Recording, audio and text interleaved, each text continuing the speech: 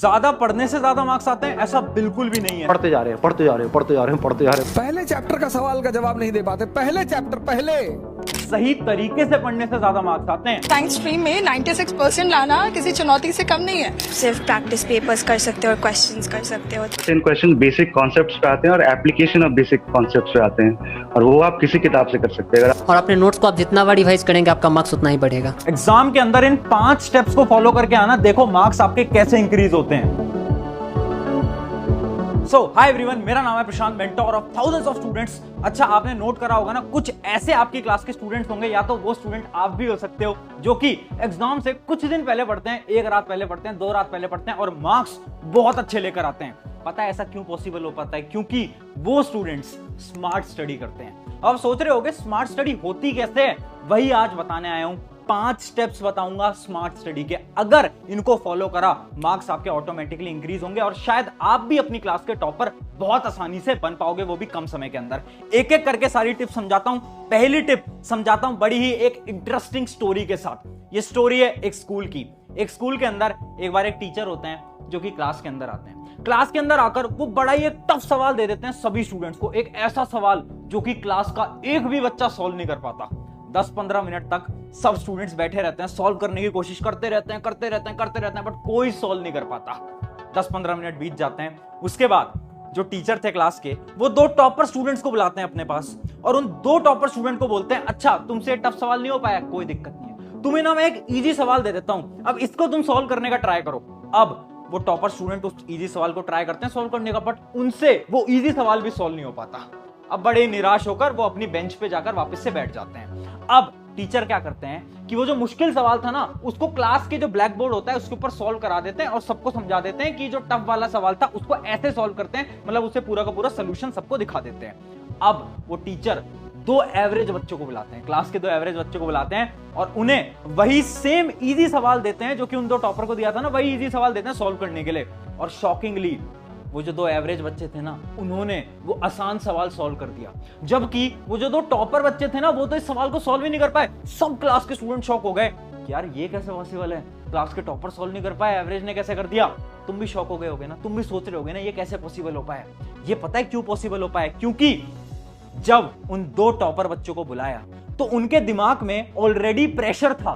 किस चीज का प्रेशर? कि एक सवाल तो हमसे ऑलरेडी सॉल्व नहीं हो पाया है ना, एक मुश्किल सवाल जो कि हम 15 मिनट से सॉल्व करने की कोशिश कर रहे हैं वो तो हमसे ऑलरेडी सॉल्व नहीं हो पाया, अब एक दूसरा सवाल और दे दिया। उनके दिमाग में ऑलरेडी प्रेशर था, जिस प्रेशर की वजह से वो एक आसान सवाल भी सॉल्व नहीं कर पाए। जबकि जब उन 2 एवरेज बच्चों को बुलाया ना, तो उस समय तक टीचर ने वो जो पिछला सवाल था ना, वो पूरा का पूरा सॉल्व करा दिया था, जिससे क्या हुआ, उनके दिमाग का जो प्रेशर था ना वो खत्म हो गया, उन्हें पहले सवाल का सोल्यूशन मिल गया। अब जब उनको दूसरा सवाल दिया गया जो कि एक आसान सवाल था, तो उन्होंने बड़ी आसानी से उस सवाल को सॉल्व कर दिया। तुम सोच रहे होगे भैया ये कहानी आप हमें क्यों बता रहे हो? क्योंकि ये कहानी बहुत ज्यादा इंपॉर्टेंट है और यही है हमारा पॉइंट नंबर 1, जो कि है ओवर थिंकिंग। देखो, तुम पूछते हो ना कि प्रशांत भैया हम पढ़ते तो हैं बट एग्जाम के अंदर ना हम चीजों को भूल जाते हैं, हम याद नहीं कर पाते, पता नहीं कैसे। ये पता है क्यों होता है? क्योंकि आप पढ़ तो रहे हो बट आप ओवर थिंकिंग बहुत कर रहे हो। कितने ऐसे स्टूडेंट्स हैं जो कि ये सोचते रहते हैं कि यार एग्जाम के अंदर मार्क्स कितने आएंगे भैया, अगर एग्जाम के अंदर अच्छे मार्क्स नहीं आए तो क्या होगा भैया, अगर टीचर ने मुझसे ये बोल दिया, अगर मेरे पेरेंट्स मुझसे डिसअपॉइंट हो गए, मेरे रिश्तेदार क्या बोलेंगे अगर मेरा रिजल्ट नहीं आया तो, मेरा सिलेक्शन नहीं हुआ तो क्या होगा।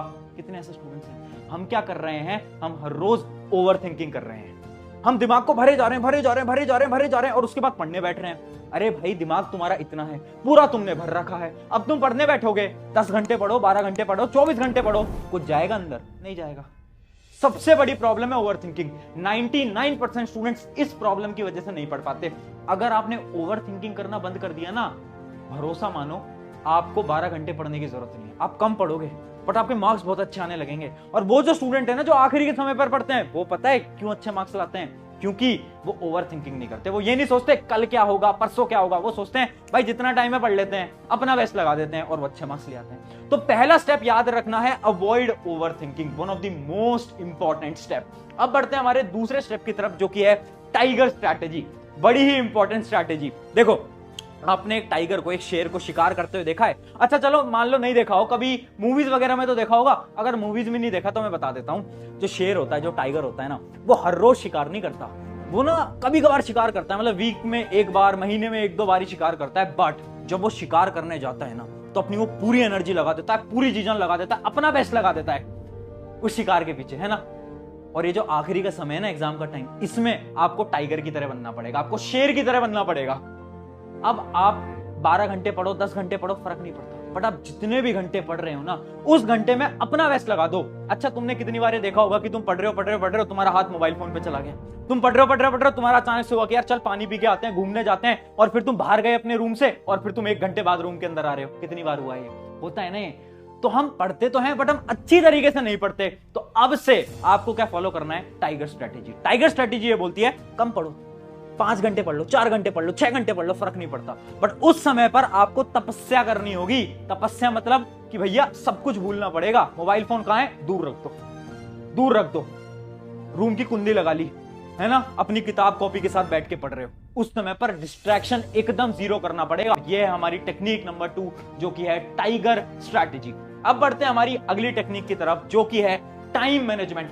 सबसे बड़ा सवाल जो कि मुझसे हर एक स्टूडेंट पूछता है कि भैया टाइम नहीं है, भैया टाइम ही नहीं है, भैया एग्जाम इतने पास हैं, एग्जाम तो हमारे ऑलरेडी चल भी रहे हैं, और भैया इतना कम टाइम है, कैसे हो पाएगा, मेरा दिन तो यहाँ वहां चला जाता है। उसके अलावा भैया मैं टाइम टेबल बनाता भी हूँ, बनाती भी हूँ, बट मैं फॉलो ही नहीं कर पाता, फॉलो ही नहीं कर पाती, है ना। ये सारे डाउट्स है ना। अब ध्यान से सुनना, आपको बोल कौन रहा है कि टाइम टेबल बनाओ? कौन कह रहा है आपको टाइम टेबल बनाने के लिए? भैया सब बोलते हैं, हमारे टीचर बोलते हैं, यूट्यूब पे बोलते हैं सब। मैं क्या बोल रहा हूं?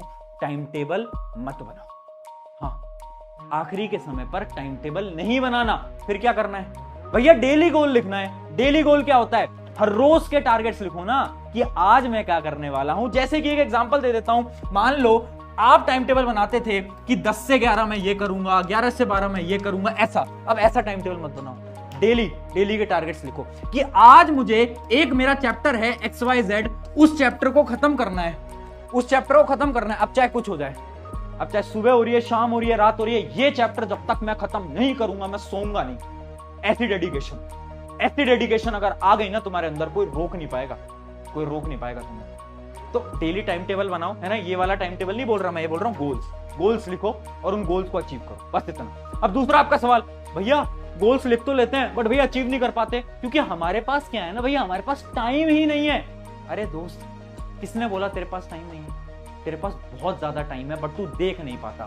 अब आपको क्या करना है ना, अपनी मेंटेलिटी को थोड़ा बहुत चेंज करना पड़ेगा। कैसे? अभी तक आप क्या करते आ रहे थे? अभी तक आप ये सोचते आ रहे थे कि भैया हम ना पढ़ने का टाइम बनाएंगे, है ना, कि भैया हम 2 से 3 पढ़ेंगे, 4 से 5 पढ़ेंगे, पढ़ने का टाइम बनाएंगे। बट अब से आपको क्या करना है? पढ़ने का टाइम मत बनाओ, बाकी चीजों का टाइम बनाओ। मतलब पूरे दिन भर पढ़ाई करनी है, बाकी चीजों का टाइम बनाओ कि भैया सुबह उठेंगे, क्या करेंगे? पढ़ाई करेंगे। अब भैया 8 से 9 ना मुझे नहाने जाना होता है, तो नहाने जाने का टाइम बनाओ, बाहर खेलने का टाइम बनाओ, गेम खेलने का टाइम बनाओ, मोबाइल चलाने का टाइम बनाओ, बट पढ़ने का टाइम मत बनाओ। समझ पा रहे हो हम क्या कर रहे हैं? हमारे दिमाग की जो साइकोलॉजी है उसको घुमा रहे हैं। अभी तक हम पढ़ने का टाइम बना रहे हैं। मैं क्या बोल रहा हूं? पढ़ने का टाइम मत बनाओ, बाकी चीजों का टाइम बनाओ। जब तुम बाकी चीजों को फिक्स कर दोगे ना, क्योंकि होता क्या है ना, हम बाकी चीजों का टाइम ही नहीं बनाते, हम ब्रेक ले लेते हैं और फिर ब्रेक तो हमारा चलता रहता है 1-2 घंटे। टाइम बनाओ, 1 घंटे मोबाइल चलाऊंगा, 2 घंटे बाहर खेलूंगा, 3 घंटे यहां पर लगाऊंगा, बाकी टाइम में क्या करना है? पढ़ाई करनी है। ठीक है, ये हमारी टाइम मैनेजमेंट स्ट्रैटेजी। ये थी हमारी टेक्निक नंबर 3। अब है हमारी technique number 4, quality greater than quantity. बहुत ज्यादा इंपॉर्टेंट, सबसे बड़ी मिस्टेक, सबसे बड़ी मूर्खता जो कि बच्चे करते हैं। पता क्या है सबसे बड़ी मिस्टेक? कि हम ना सब कुछ पढ़ने की कोशिश करते हैं, हमें लगता है ये ब्रेन है, ये तो कोई मशीन है ना, सब कुछ घुसा लेंगे। अरे भैया 1 रात पहले पढ़ेंगे, क्या क्या पढ़ेंगे भैया? सब पढ़ेंगे, है ना भैया। भैया यूट्यूब पे 1 शॉट भी देखेंगे, भैया नोट्स भी पढ़ेंगे, भैया ये भी करेंगे, वो भी करेंगे। जब पढ़ने बैठते हैं तो पढ़ने की कोशिश तो सब करते हैं, बट दिमाग के अंदर भरता जाता है और दिमाग पूरा का पूरा, और अगले दिन सुबह एग्जाम में जा रहे हो, याद ही नहीं आ पा रहा। याद कैसे आएगा? सब कुछ तो भर रखा है, कैसे लिख पाओगे? तो करना क्या है, इमेजिन करो आपके एग्जाम के अंदर आ रहे हैं 10 चैप्टर। मैं क्या बोल रहा हूं, 10 चैप्टर मत पढ़ो, पूरे चैप्टर मत पढ़ो, 8 चैप्टर पढ़ लो, 8 चैप्टर पढ़ लो। बट ये जो 8 चैप्टर है ना, उनको ऐसे करके जाओ कि अगर एक भी सवाल आ जाए एग्जाम के अंदर तो बोल दो कि भैया आता है मेरे को। ठीक है, तो सब कुछ मत पढ़ो, बट जितना पढ़ो उसको ऐसे पढ़ो ना कि भैया याद रहना चाहिए, रिवाइज करो उसको बार बार। Revision is important. ठीक है, तो ये होता है हमारा क्या, quality is greater than quantity. और मैंने तो बहुत सारे बच्चों को देखा है, अपना समय कहां लगाएंगे? नोट्स बना रहे हैं। अरे भाई आखिरी के समय पर नोट्स क्यों बना रहे हो तुम? आखिरी के समय पर नोट्स बना रहे हैं, अपने 2-2 घंटे बैठ के नोट्स बना रहे हैं। आखिरी के समय पर नोट्स नहीं बनाए जाते, ऐसी गलती मत करना। ठीक है, अगला और सबसे इंपॉर्टेंट पॉइंट, आखिरी पॉइंट जो कि है मेक योर वाई क्लियर। इसको मैं एक छोटे से स्टोरी और एक एग्जांपल के साथ समझाता हूं। इमेजिन करो दो बिल्डिंग हैं, ये है हमारी बिल्डिंग नंबर 1 जिसको मैं B1 बोल रहा हूं, और ये है हमारी बिल्डिंग नंबर 2 जिसको मैं B2 बोल रहा हूं। ठीक है, आप हो यहां पर, ठीक है, और बिल्डिंग 2 के अंदर अचानक से आग लग जाती है। क्या आप अपनी बिल्डिंग को क्रॉस करके अब बिल्डिंग 2 के अंदर जाओगे? भैया ये कैसा सवाल पूछ रहे हो? ऑब्वियसली बात है हम नहीं जाएंगे, हम बेवकूफ थोड़ी ना, मूर्ख थोड़ी ना, हम आग लगी हुई बिल्डिंग में जाएंगे। चलो मैं तुम्हें 10 लाख रुपए देता हूं, जाओगे? भैया नहीं यार, 10 लाख रुपए हमारी जिंदगी से इंपॉर्टेंट थोड़ी है। चलो मैं तुम्हें 20 लाख रुपए देता हूं, जाओगे? नहीं भैया, जिंदगी इंपॉर्टेंट है ना। अब ध्यान से सुनना, इमेजिन करो बिल्डिंग 2 के अंदर तुम्हारे कोई रिलेटिव्स हैं, तुम्हारे रिश्तेदार हैं, या फिर तुम्हारे पेरेंट्स हैं, है ना, तुम्हारे मम्मी पापा हैं। अब क्या करोगे? भैया अब तो जाएंगे। अब क्या मुझे तुम्हें पैसे देने की जरूरत है यहां पर जाने के लिए? नहीं, तुम बिना पैसे के जाओगे। क्यों? क्योंकि तुम्हें इस बिल्डिंग 2 में से अपने मम्मी पापा को बचा कर लाना है। हाँ है ना, हाँ है ना। इस केस के अंदर क्या हुआ, पहले आप इस बिल्डिंग में नहीं जा रहे थे, बट जब मैंने आपका वाई क्लियर किया, जब मैंने आपको एक रीजन दिया, जैसे आपको रीजन मिला आपने बोला अब तो जाना पड़ेगा, है ना। सिमिलरली पढ़ाई के अंदर आपको क्या करना है, अपने वाई को क्लियर करना है। हम पढ़ क्यों नहीं पाते? क्योंकि हमारा वाई क्लियर नहीं है। कितने स्टूडेंट से सवाल पूछते हैं कि भैया मन नहीं हो रहा। मन इसलिए नहीं हो रहा क्योंकि तुम्हारा वाई क्लियर नहीं है। 95 लानी है, भैया IIT के अंदर जाना है, भैया नीट के अंदर जाना है। मैं सवाल पूछूं क्यों? वो नहीं पता भैया, बस लाना है। क्यों? अरे वाई तो क्लियर कर ले दोस्त। जब तक वाई क्लियर नहीं होगा तब तक कैसे हो पाएगा? ठीक है, और क्या है तुम्हारा वाई? आज सोचो और इस वीडियो के अंदर कमेंट करो। इस कमेंट के अंदर सब स्टूडेंट्स अपना वाई बताएंगे कि तुम्हारा रीजन क्या है, क्यों लानी है 95, क्यों करना है टॉप, क्यों करना है IIT JEE, क्यों? रीजन क्या है? वाई। हर एक स्टूडेंट आज अपना वाई लिखेगा, जिससे कि तुम्हें याद रहेगी यार ये मेरा रीजन है जिसकी वजह से मुझे मेहनत करनी है और पढ़ाई करनी है। तो ये थी आज की वीडियो जिसके अंदर मैंने आपको 5 स्मार्ट स्टडी की टिप्स बताई। अगर इन टिप्स को फॉलो करते हो, और मैं बोल रहा हूं अगर सच में फॉलो करते हो, वीडियो देख के चले जाओगे भूल जाओगे, कोई फायदा नहीं है दोस्त। सच में फॉलो करो, ट्राई करो, देखना कुछ दिन के अंदर रिजल्ट्स मिलेंगे और जो आपके मार्क्स हैं वो अचानक से इंक्रीज हो जाएंगे। शुक्रिया एवरीवन, मेरा नाम है प्रशांत। अगर वीडियो अच्छी लगती है चैनल सब्सक्राइब करना वो आपकी मर्जी है, बट अपने एक दोस्त के साथ तो जरूर शेयर कर देना। शुक्रिया एवरीवन।